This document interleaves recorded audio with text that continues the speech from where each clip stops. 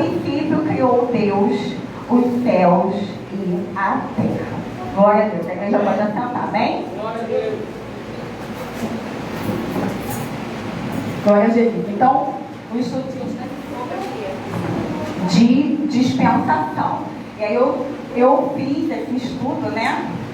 Glória a Deus, e tirei algumas coisas numa monografia do pastor Adailton de Almeida da Conceição, também do Instituto Humaniza, da Faculdade de Teologia, e também do curso de Teologia da Paz e Vida.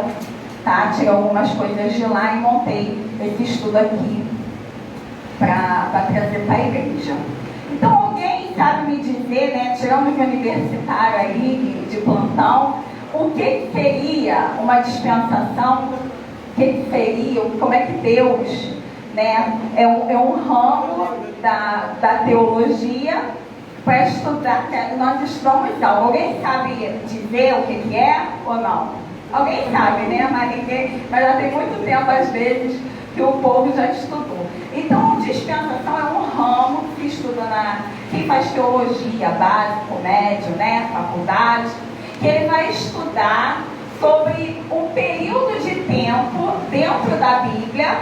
Pode ser curto, pode ser longo, né, vai depender do tempo, em que Deus vai provar a humanidade, e a humanidade deve permanecer fiel a isso que Deus, né, vai propor para a humanidade. E aí está aqui, a palavra dispensação vem do latim dispensatio, e significa administração, economia ou mordomia. Isso nos leva a afirmar que em cada período bíblico Deus está administrando os tempos e as diferentes revelações manifestadas ao homem. Então, dispensação é isso.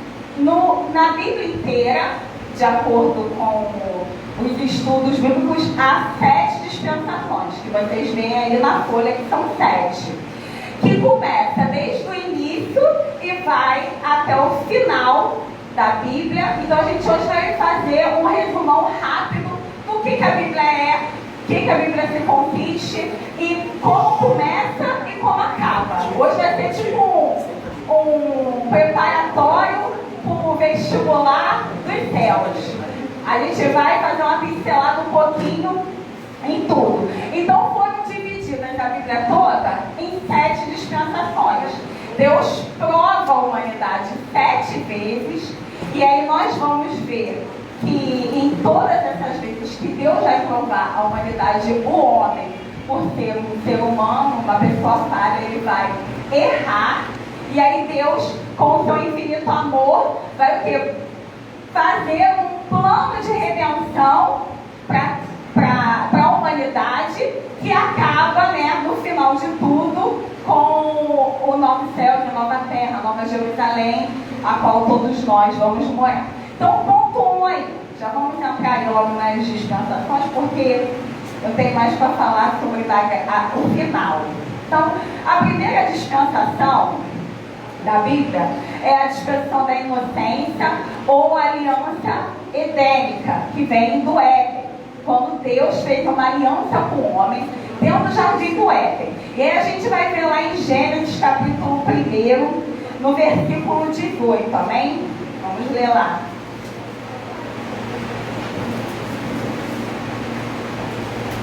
Aleluia. Versículo 28. Quem quiser ir anotando, pode anotando também. Aí, quem sabe Deus vai te usar no futuro para alguém, né? Gênesis capítulo 1, versículo 28.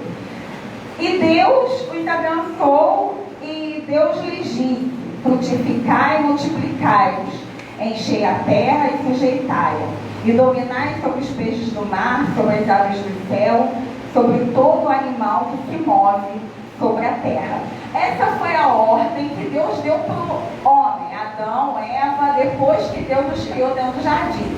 Então Deus criou o homem, tirou da sua costela e fez a mulher, né? Mas deu uma ordem ao homem, em primeiro lugar, dizendo para que ele viesse a frutificar, a multiplicar, a encher a terra, a sujeitar e dominar sobre as aves do céu, os animais do campo.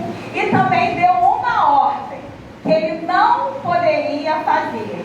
De todas, Deus deu várias ordens para que eles poderiam fazer. E deu apenas uma ordem que eles não poderiam fazer. Qual é? Isso aí, não comer do fruto.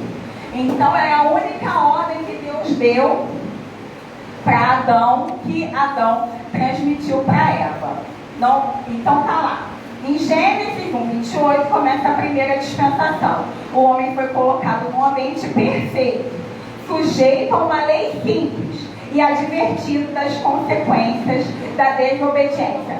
Qual a consequência que Deus falou para o homem? Que ele comesse daquele fruto, o que aconteceu com eles? Eles iam morrer. Então ele sabia, se ele comesse, ele morreria. E aí, o que eles fazem?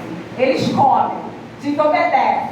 E aí vem o castigo. Então nós vemos ali que a prova era não comer do fruto da árvore do conhecimento do bem e do mal, que está lá em Gênesis capítulo 2, dos 16 ao 17. Eu não vou ler todos os versículos, amém? Porque senão não vai dar tempo. Eles não conseguiram, comeram. Então entra aí o fracasso, a desobediência do homem comendo da árvore do conhecimento do bem e do mal. E aí há uma consequência, que aí está lá em Gênesis capítulo 3, do 16 ao 19. Vamos ler, porque esse daí é importante. As consequências do castigo, porque o homem e a mulher desobedeceram. Capítulo 3, do 16 ao 19. Para o homem, ele vai dizer, para a mulher, ele vai dizer, no versículo 16: multiplicarei grandemente a tua dor e a tua conceição. Com dores dará à luz filhos, e o teu desejo será para o teu marido, e ele te dominará. Então, as consequências para a mulher: dores no momento em que for ter os filhos, sujeição para o marido, né? E para o homem: porquanto deste ouvido a tua mulher e comeste da árvore que te ordenei, dizendo: não comerás dela, maldita é a terra por causa de ti. Com dor comerás dela todos os dias da tua vida. Espinhos e cardos também te produzirá, e comerás a erva do campo. No suor do teu rosto comerás o teu pão, até que te tornes a terra, porque dela foste tomado, porquanto és pó e pó retornarás. Para o homem, perdeu a comunhão com Deus, foi expulso do jardim do Éden, né? Começa a ter um conhecimento do que é bom e do que é mal, torna-se o que? Escravo do pecado. Porque quando a gente conhece o mal e pratica o mal, a palavra vai dizer que nós somos escravos do pecado. Consequentemente, também a morte física e a morte espiritual, né? Então, essas foram as consequências para o homem e para a mulher por terem desobedecido a Deus. Mas aí Deus faz um plano, né, de redenção para aquele casal que está lá. E aí, Gênesis 3:15, a gente vai encontrar a promessa do Redentor. Porque a palavra vai dizer que da mulher sairia um que pisaria a cabeça da serpente. Então era uma promessa que vai se cumprir, né, com o nosso Senhor Jesus, de que haveria um plano para que eles pudessem, né, serem livres do pecado, da maldição, de tudo aquilo que aconteceu na vida deles. Por quê? No momento que eles comeram e se tornaram conhecedores do bem e do mal, se eles continuassem naquela mesma aparência, né, naquela mesma situação de conhecer tudo, eles iriam viver eternamente naquela condição.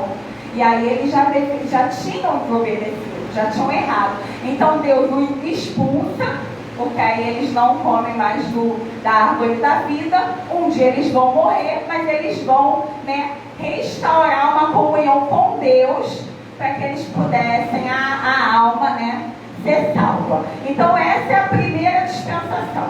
Todo mundo entendeu mais ou menos? Deu agora. Então vamos para o ponto 2. É a dispensação da consciência, que está lá em Gênesis capítulo 3, do versículo 23. Então, consciência, Adão e Eva começam a ter consciência, né, do bem e do mal. Gênesis 3:23.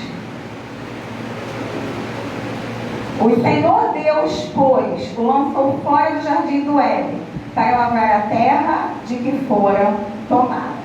Então essa dispensação vai começar aqui.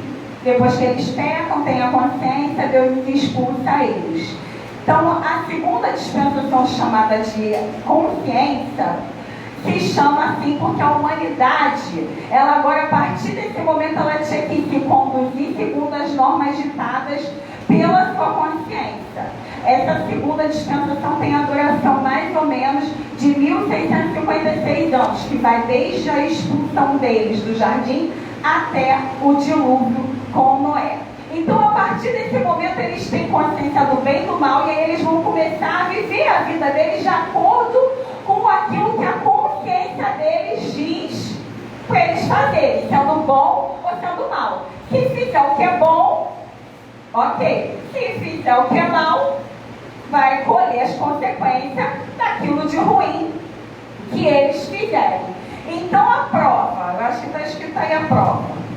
Por sua experiência na dispensação da inocência, o homem aprendeu a diferença entre o bem e o mal, que a desobediência era mal e a obediência era boa. Pelo pecado, na primeira dispensação, o homem perdeu a consciência de Deus e ganhou a consciência de si mesmo. Isso quer dizer que, em vez de conhecer e ver os atos, estados e caráter de Deus, ele começa a prestar conta dos seus próprios atos, estado e caráter, quer fossem justos ou injustos. Então, a partir desse momento, onde eles não tinham a consciência do mal, eles só sabiam que era bom. Adão e Eva estavam tudo lá no jardim perfeito, não tinha nada, era só o que era bom, era só Deus deu tudo do bom e do melhor. Quando eles comeram, que veio a consciência do mal, a partir daí Deus fala: agora que você conhece o mal, você vai viver a sua vida de acordo com a sua vontade, sendo bom ou sendo mal. Mas Deus também vai julgar se você praticar o mal. Se você praticar o bem, você recebe o louvor do Senhor. Se pratica o mal do Senhor. Então é o que, né, nós, antigamente, eles tinham livre-arbítrio, mas eles não tinham conhecimento do mal. Hoje nós temos o livre-arbítrio, nós conhecemos tanto o bem como o mal. Então nós é que decidimos se vamos fazer o bem ou se vamos fazer o mal. E aí, Adão e Eva têm um filho, que nós sabemos que se chama Caim, que ela coloca esse nome porque Caim quer dizer o cansei do Senhor.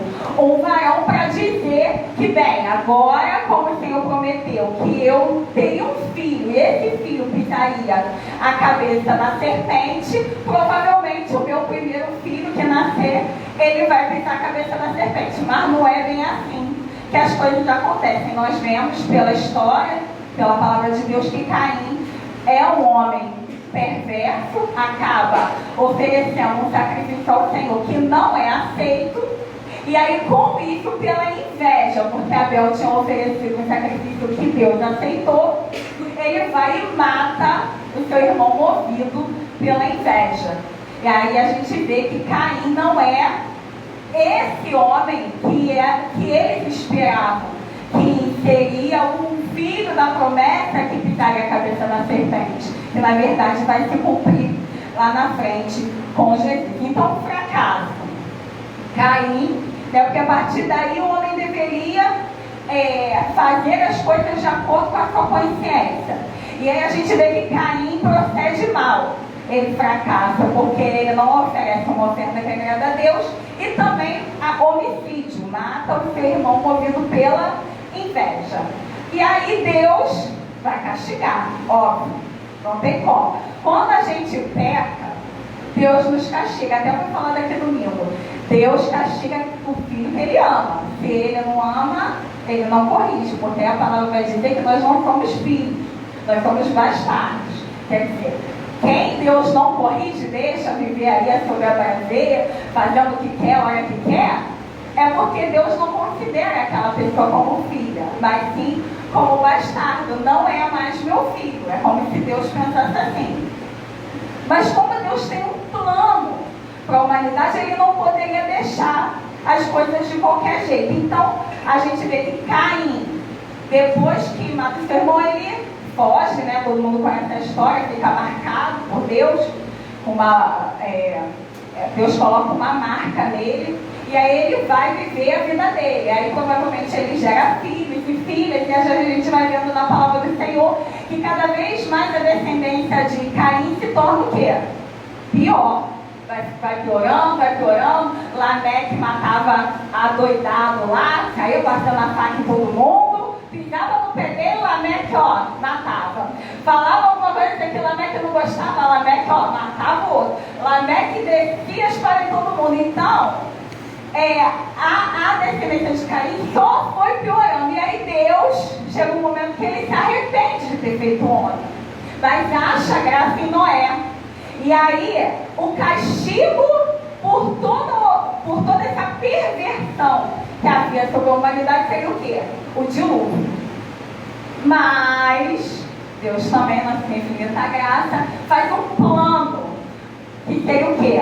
A construção da arca para salvar Noé, sua esposa, seus filhos e suas noras. Então, tudo que Deus faz tem um plano. Quando a gente não obedece à vontade de Deus, vem uma consequência sobre as nossas vidas, querendo ou não. É claro que muitas vezes Deus dá o escape também, mas muitas vezes a gente colhe as consequências daquela vida que a gente leva. E aí nós vamos ver, né, que a redenção, Deus pede para que Noé era da descendência de Sete, né, porque depois que ela tem Caim, Abel morre, morto, né? E Caim foge, eles têm um filho e colocam o nome de Sete. Esse filho, ele realmente começa a prestar um culto, uma adoração ao Senhor. E aí a gente vê que da descendência dele vem Noé, e aí Deus chama Noé para construir uma arca. Ponto 3. A hora passa voando. A dispensação do governo humano. Gênesis capítulo 9. Vamos ler lá. A maioria das dispensações, né, são tudo no livro de Gênesis. E a maior delas são da lei e a nossa que nós estamos vivendo, né? A da graça. Até Jesus voltar, nós não sabemos quanto tempo vai durar. Ponto 3, né, do governo humano, Gênesis 9, capítulo 1. E abençoou Noé a Deus e a seus filhos e disse-lhes: frutificai e multiplicai-vos e enchei a terra. Então, depois que tem o dilúvio, as águas escoam, Noé sai da arca com a sua esposa e com seus filhos. Deus, né, vai fazer vai derramar essa bênção sobre a vida deles e vai dar outras ordens, né? Frutificar, multiplicar e encher a terra. E aí começa essa dispensação do governo humano, que o que é? Noé passa a ser como se fosse um guia, porque não existia mais ninguém, só existia ele e a família dele. Então Deus dá uma ordem a ele para que ele viesse governar a sua casa e governar todos aqueles que viriam ali após isso. Então ela começa depois do dilúvio, é como se fosse o governo do homem pelo homem. Mas nós não podemos esquecer que, apesar do homem governar, o homem tem que governar de acordo com a vontade de Deus. Então hoje o presidente da república, o governador, o senador, os deputados, eles tinham que governar o Brasil, a nação, os estados, os municípios, os prefeitos, né, de acordo com a vontade de Deus. E é isso que não acontece. Os homens querem governar de acordo com as suas próprias vontades. Então, isso já acontecia, meu filho, desde a época de Noé. não é de agora. Então não fique boquiaberto, né? A gente olha a televisão, né? Vê algo assim, o prefeito anunciou isso, o governador anunciou aquilo. Não se espante, porque desde a época de Noé já tinha gente assim que governava conforme o seu bem-querer. Porque Noé foi o início.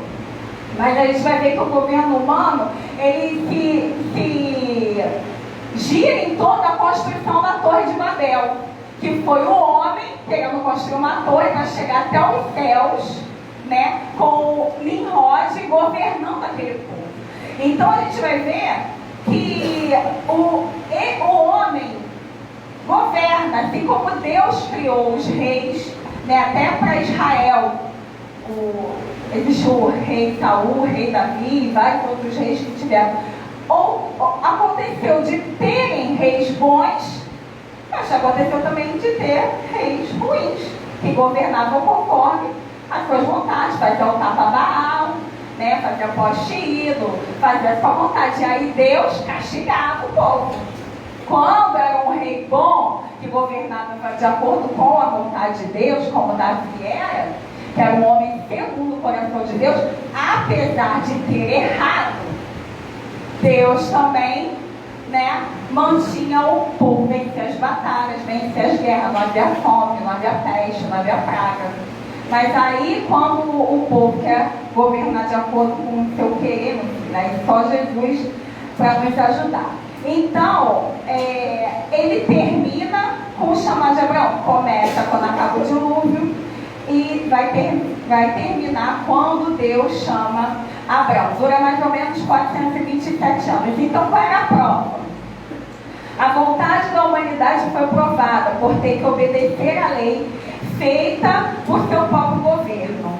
Então Deus dá uma ordem para Noé. Gênesis capítulo 9, do 1 ao 11. Depois vocês leiam aí, tá? Sobre como é que a humanidade deveria proceder após o dilúvio. E aí Deus também estabelece contra o homicídio, que é Gênesis capítulo 9, 5 e 6, que vai dizer: certamente requererei o vosso sangue, o sangue das vossas vidas. Da mão de todo animal o requererei, como também da mão do homem. E da mão do irmão de cada um requererei a vida do homem. Quem derramar o sangue do homem, pelo homem, o seu sangue será derramado, porque Deus fez o homem conforme a sua imagem. Então, até aí Deus não havia dado essa ordem contra o homicídio. A partir dessa data, Deus fala que quem mata vai ser morto. Quem derramar o sangue, seu sangue vai ser derramado. Quem mata pela espada será morto, como ele fala lá para Pedro. Então, essa foi uma das ordens de Deus. Outra ordem foi para que fosse fecundo, que nós lemos Gênesis 9, capítulo 1. E outra que não poderia comer sangue. 9, capítulo 4, Gênesis 9, 4. E Gênesis 9, 4. A carne, porém, com sua vida, isto é, com o seu sangue, não comereis. Então, até hoje, na época da igreja, crente, cristão, não come sangue, amém? Não come aquele churrasquinho mal passado com aquele sanguinho pingando assim, ó. Não come galinha molho pardo, não come chouriço, não come nada dessas coisas, porque tá com sangue. A própria palavra diz para que não... Espero que sim, porque eu já fui de uma igreja que o irmão gostava, tá? Do churrasquinho pingando no sangue, ele gostava, e falava mesmo: não, deixa esse sanguinho aí que eu vou misturar no arroz, vou comer. Eita, Jesus! Então, o bicho disse: como irmão, você come sangue? Eu como. Não, mas não pode. Deus falou para mim que eu não podia comer, mas eu como. Deixa eu então, você come, né? Amém, vou fazer o que você quer comer. Mas, isso daí foi o que Deus falou para Noé. Mas isso daí foi na época dos patriarcas, não tem muito tempo. E foi quando o dilúvio caiu depois disso, ainda depois teve Moisés, os profetas. No Novo Testamento, amém, livro de Atos, vai dizer, os apóstolos faziam um concílio na igreja para saber. Porque ficava aquele negócio, tem que circuncidar, não tem que circuncidar, como é que fica o negócio? Eles fizeram um concílio para tratar sobre os gentios, as pessoas que não eram judeias, né? Judeus que vinham para Cristo. E aí, uma das características era não comer sangue, como também não comer coisa sacrificada a ídolo. Então, se você sabe que alguma coisa, estava passando na rua, viu uma galinha lá, né, no alguidar lá, não, vou levar para casa para comer. E Deus aí, toma aí, Deus abençoou, a macumba não me pega. Você sabe que aquilo ali é sacrificado ao diabo, então você não vai comer. Feijoada de São Jorge, ah, não tem problema nenhum não. Eu falo, tem 364 dias, eu vou fazer feijoada. Aí depois da feijoada, justo onde é São Jorge. Faz nos 364 dias que tem aí. Faz feijoada doidado. Que nem o meu esposo, né, fala assim, não vai comprar nenhum ouvinte, mas não como chocolate o ano todo, comigo não tem esse negócio não. Como de segunda a segunda, se eu quiser, não precisa ser Páscoa pra gente comer chocolate. Não precisa ser dia de São Jorge. Ah, não, vou fazer uma feijoadazinha hoje. Ah, não, é Natal, tem que fazer chester, eu faço na minha casa. Não, tem que fazer bacalhau. Você faz o que você faz, se você quiser, mas também se eu quiser comer um bacalhau aí amanhã, a gente come também, entendeu? A gente não é guiado por datas. A palavra de Deus vai dizer que um dia como 1000 anos, 1000 anos como um dia. Deus não tem esse negócio de data.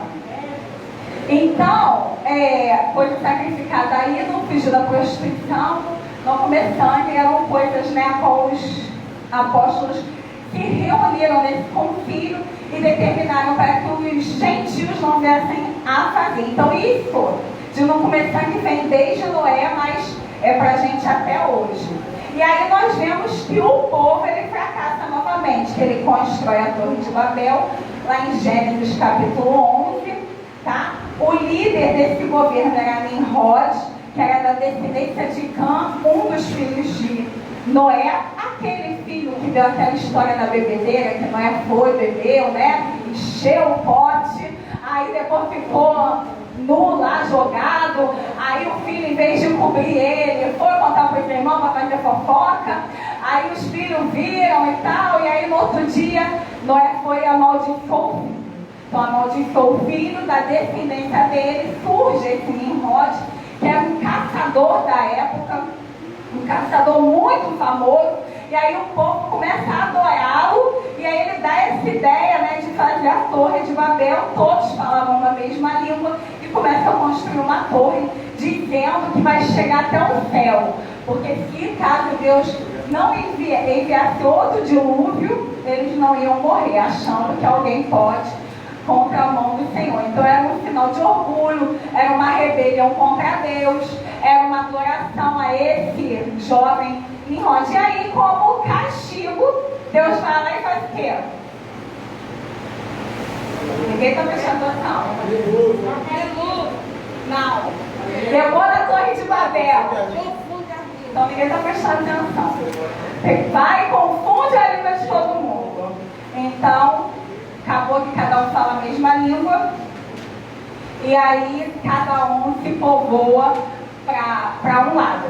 Eu acho até que foi aí que houve essa miscigenação de raça. Eu creio, porque todo mundo estava no mesmo lugar. Quando cada povo foi se dispersando, uns foram, né, mais para o norte, outros foram mais para o sul. E aí houve essa... a pele vai se adaptando, vai se mudando. E aí hoje nós temos essa miscigenação de raças, né, de povos, nações que nós temos. Como redenção, Deus chama Abraão. E aí Deus lhe faz promessas, que é Gênesis capítulo 2. E aí vai começar a quarta dispensação, Jesus, não dá tempo. A dispensação da promessa ou patriarcal. Então ela começa no chamado de Abraão, Gênesis capítulo 12, a partir do versículo 1. E ela vai acabar lá quando Deus entrega as tábuas da lei para Moisés, lá no Monte Sinai. Ela dura mais ou menos 430 anos, mais ou menos. A gente sabe que só o tempo que o povo ficou no Egito foi mais ou menos 430 anos, né? Deus, em vez de fazer o pacto com um povo, com uma nação, como ele tinha feito, ele faz o pacto só com uma pessoa, que é Abrão, que depois Deus, né, todo mundo sabe o nome dele, para Abraão. Então, no Gênesis capítulo 12, vai falar das promessas de Deus para Abraão, que se estende até hoje sobre nós, porque todos nós somos considerados filhos de Abraão.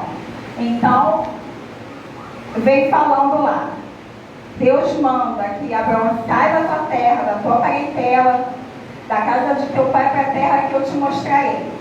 Versículo 2: Partirei uma grande nação, abençoarei e engrandecerei o teu nome, tu serás uma bênção. Abençoarei os que te abençoarem, e amaldiçoarei os que te amaldiçoarem, e em ti serão benditas todas as famílias da terra. Então Deus dá 7 bênçãos a Abraão, que também recai sobre nós, quer dizer, nós somos benditos. O Senhor abençoa aqueles que nos abençoam. O Senhor também amaldiçoa aquele que nos amaldiçoa. O Senhor faz tudo isso. Não é só parte boa, parte ruim também Deus faz. Então quem te abençoa, Deus abençoa. Quem te amaldiçoa, Deus também amaldiçoa, né? Então a gente vai ver que Deus abençoa Abraão financeiramente. Deus faz de Abraão um homem próspero. Deus faz com que Abraão, o nome de Abraão ele seja lembrado por todo mundo, né? A gente até hoje fala sobre Abraão, os judeus até hoje falam sobre Abraão, né? E aí Deus conduz Abraão a essa terra, que a gente depois descobre que é a terra de Canaã, e promete a ele um filho também, né? Que a descendência dele seria como as estrelas do céu e como os grãos de areia no mar. E a gente vai ver a prova de Abraão, que Deus chama ele para viver pela fé, para ir para uma terra que o Senhor tinha designado a ele, a terra de Canaã, e que ele viesse viver ali naquela terra. Só que aí o que Abraão faz? Quando a Canaã começa a passar por um momento de fome, ele vai para o Egito. Então ele sai da terra que Deus mandou ele ficar ali e vai para uma outra terra que o Egito na época era uma potência econômica, tinha muito dinheiro, muito ouro. Ele acha que ele indo para o Egito, ele vai conseguir, né, recuperar, né, se manter lá. Mas Deus chamou para ele ficar aonde ele tinha que ficar no tempo bom, no tempo ruim, né? A gente é assim, quando tá bom a gente quer ficar, mas quando tá ruim a gente quer fugir, gente. É assim que quando tá bom a gente quer, não, na hora. Quando o negócio começa a apertar, aí a gente, Jesus, não aguenta, Jesus, me leva, Jesus, não dá certo, não quero mais, não, tira isso daqui. Então a gente é assim, que nem Abraão. E aí ele saiu. Quando ele sai, ele desobedece a Deus, porque ele vai achando que com as próprias mãos, com a força do braço, ele vai conseguir, né, viver lá pelo Egito. E a gente sabe que tudo aquilo que passa pelo Egito, vocês têm que ler Bíblia, gente. Que assim, quando a gente vem para o estudo, não dá para a gente falar tudo. Então as pessoas têm que ler a Bíblia para ter uma noção daquilo que a gente fala. A gente traz o básico do básico. Eu vou falar tudo o que era para eu falar. Olha lá, gente, vai ter 40. Vamos lá. Então, a gente como cristão, a gente tem que saber a palavra de Deus. No início é difícil. Eu não entendia nada, mas com o tempo Deus vai falando, vai nos mostrando, você vai se esforçando, Deus vai mostrando para você vai entendendo, eu li isso um dia, eu escutei isso um dia que alguém falou. Então a gente tem que sempre estar lendo a palavra de Deus. Então a gente sabe que Abraão vai para o Egito, aí acontece um monte de coisa lá, né? E ele volta para a terra de Canaã. E acontece também com o seu filho Isaac. Quando a terra passa por um momento ruim, ele vai para o Egito também. E José, que os seus irmãos vendem ele vai para o Egito. E aí fica lá direto como governador, tem os 7 anos das vacas magras, 7 anos das vacas gordas, depois das vacas magras. a qual Número passa fome. José é o governador do Egito e acaba ficando lá. Quando fica lá, tem o quê? Depois de um tempo, vem um governador que não conhecia tudo aquilo que José tinha feito pelo povo e começa a oprimir o povo de Israel que está lá no Egito. Então, como castigo, porque Abraão desobedeceu, seu filho desobedeceu, tudo isso, Deus, para castigar o povo, coloca uma escravidão, né, no povo durante 430 anos. E aí a gente vê que a redenção do povo é o quê? O livramento deles. Êxodo do capítulo 12 até o capítulo 14 vai falar sobre o livramento que Deus dá ao povo de Israel, né? Quando ele vem e mata todos os primogênitos.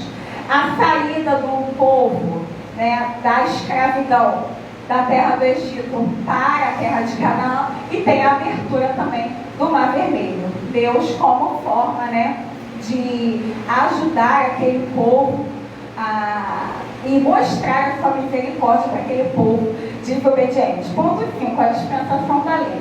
Glória a Deus. Ela começa lá no Monte Sinai, quando Deus dá as tábuas para Noé, o decálogo, que são os 10 mandamentos. Ela dura mais ou menos 1717 anos. Qual era a prova que o povo tinha que fazer? Obedecer aos mandamentos de Deus. Eu estava vendo, amém, pela Torá, os mandamentos de Moisés, são 611 mandamentos, mais 2 mandamentos dados por Deus, que é o primeiro e o segundo mandamento da lei de Moisés, que é só Deus adorarás, só Ele prestarás culto. Então, o primeiro e o segundo mandamento são Deus que dá ao povo, não adorarás outros deuses e tal. Os outros, está no livro de Levítico, Deuteronômio, são os mandamentos, juízes e ordenanças de Deus, são 613 leis. Imagina você vai cumprir 613 leis no total, para você ser um homem, tinindo na presença do Senhor. É muita lei. Olha, então, Deus dá 3 classes: os mandamentos, que está Êxodo capítulo 20, do 1 ao 17, que expressa a vontade divina, são os 10 mandamentos. Não matarás, não cobiçarás a casa, os bens, a mulher, o teu próximo, todos os 10 mandamentos, que está lá em Gênesis 20, do 1 até o 17. Tem os juízos, que é Êxodo do 21 ao 23, que expressa as relações homem com homem. Se você vê um boi do teu irmão no meio da rua pastando, você tem que pegar ele e devolver ao dono. São coisas entre os homens. Não roubar, não defraudar o irmão, não colocar juros em cima de algo que você empresta para o teu irmão. Então são coisas de homem com homem. E as ordenanças de Deus, do capítulo Êxodo 20 até o 30, que falam sobre as formas de adoração a Deus. No dentro do tabernáculo, né? Como é que tinha lá o candelabro, o incenso, como é que se sacrificava. Caso você tinha cometido um pecado, que você errou sem querer, ou errou querendo, né? Sabia que estava errado e fez. Então, as ordenanças de Deus. Então, Deus dá 3 classes de leis para o povo de Israel, entendendo que essas leis que Deus deu foi para o povo judeu, né? Para que o povo judeu fosse um exemplo para as outras nações, para as outras nações olharem e verem, né, como é que Deus cria o povo. Eles foram chamados para isso. E aí a gente vê que ao receber essas leis, os israelitas, né, eles se comprometem a cumprir tudo que havia sido determinado lá por Moisés. E aí fazem, né, um pacto de oferecer sacrifícios dos sangues de animais E caso eles desobedecessem, pagariam com a vida. Que a palavra diz que a alma que pecar, essa morrerá, tal em Ezequiel capítulo 18. Então, a gente vai ver que essa aliança, ela era condicional, porque ela tinha uma condição. Se você obedecesse, amém. Se você desobedecesse, aí você perde as bênçãos de Deus. Se você obedece, vai tudo bem. Se não obedece, tudo mal. E aí, como é que esse povo fracassa nessa dispensação? Murmurando no deserto, faz adoração aos outros ídolos, começando lá com o bezerro de ouro que a gente conhece. Eles cometem vários pecados morais e espirituais. E no final, eles recusam a Cristo e o crucificam. Então esse foi o que eles erraram, né, para que viessem a fracassar com essa dispensação. Eles não obedeceram, errando muitas e muitas vezes. Qual o castigo? Né? Castigo sobre o mundo. Depois que Cristo é crucificado, todo mundo que não crê que Jesus é o Cristo, todo aquele que não acredita em Jesus Cristo já está condenado. Então, esse é o castigo para todo mundo, porque como a lei foi dada só para os judeus, os judeus que desobedecessem a lei, ele colhia suas consequências, mas o mundo inteiro não conhecia a lei. Então, quando Cristo vem e se sacrifica pelo povo, aquele que não conhece a Cristo como seu Salvador, não vive uma vida de acordo com a palavra de Deus, ele está condenado. Então não adianta, eu era bonzinho, eu fazia tudo bom e do melhor, mas se você não tinha aceitado a Cristo como seu Salvador, não adiantava de nada. E sobre a nação de Israel, a gente vê que teve o cativeiro babilônico, teve o cativeiro das 10 tribos, a qual foram levadas permanentemente, não voltaram de Samaria. Essa Samaria foi repovoada com outros povos. E a destruição de Jerusalém, lá que Jesus profetizou em Mateus capítulo 24, por recusarem a Cristo como Senhor. A lei, ela não é dada, né, para transformar ninguém. A lei foi dada para que o povo tivesse consciência do que é certo e do que é errado. Hoje todo mundo sabe que eu não posso matar porque na lei está lá que eu não posso matar. Não posso roubar porque na lei está lá que eu não posso roubar. Antigamente, a lei mostra aquilo que está errado. Então a lei não muda ninguém, porque existe a lei, mas quem quer continuar matando, continua matando. Quem quer continuar roubando, continua roubando. Quem quer continuar vivendo do jeito que quer, vive do jeito que quer.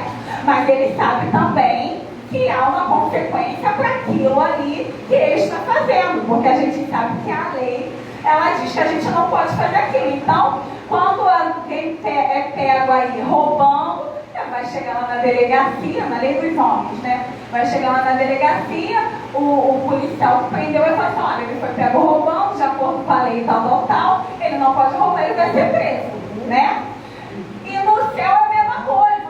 No dia que a gente for prestar conta lá, no grande dia que for prestar conta, Deus vai falar, olha, você roubou e na minha lei você sabe que não pode roubar.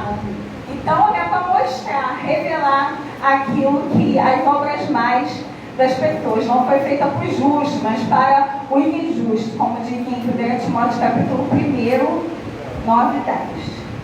Amém? Vou fazer uma pincelada rapidinha aqui na dispensação só da graça. Oi? Então o bispo falou para a gente encerrar e vai ficar para a próxima. Amém? Então vai ficar para a próxima. Quem gostou de hoje, vem semana que vem? Semana que vem para a gente poder acabar então. Amém? Quem gostou, porque faltam 10 minutinhos, né? Senão vou ter que correr muito. Mas a gente aprendeu até a 5ª lei. E aí depois a gente, na semana que vem, 5ª dispensação, amém? 5ª dispensação. E aí ficou para semana que vem a dispensação da graça e a dispensação do reino milenial. Que aí a gente vai falar sobre Tribunal de Cristo, vai falar sobre arrebatamento da igreja, vai falar sobre várias outras coisas. Então, quem gostou, né? Vem a semana que vem para aprender mais e mais da palavra do Senhor. Traz a folhinha, hein? Traz a folhinha, eu vou poder acompanhar. Vamos estar orando então, amém? A folhinha. Glória a Deus. Soberano eterno Deus, glorioso Pai, graças te damos, Senhor.